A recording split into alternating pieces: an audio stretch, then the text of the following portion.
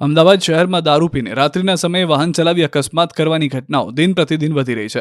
અમદાવાદના શ્યામલ 4 રસ્તા પાસે દારૂ પીધેલ કાર ચાલકે અન્ય કારને ટક્કર મારી અકસ્માત સર્જ્યો. શહેરના આનંદનગર વિસ્તારમાં રહેતા અને આર્મીમાં ફરજ બજાવનારા જયેશ પટેલના પત્ની મોડી રાત્રે 2:45 વાગ્યાની આસપાસ એરપોર્ટથી નીકળી અને કાર લઈને ઘર તરફ આવી રહ્યા હતા.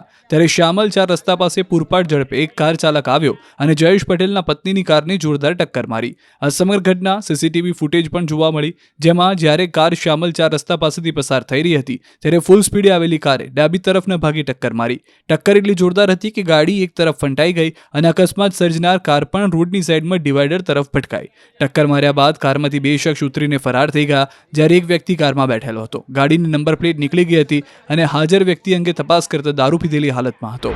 હવે સુરતના બારડોલીમાં રફતારનો કહેર જોઈ લો. 2 યુવક રસ્તો ક્રોસ કરી રહ્યા છે. આમ છતાં પૂરપાટ આવતા બાઇક ચાલકે બ્રેક મારવાની બદલે યુવકોને ટક્કર મારી.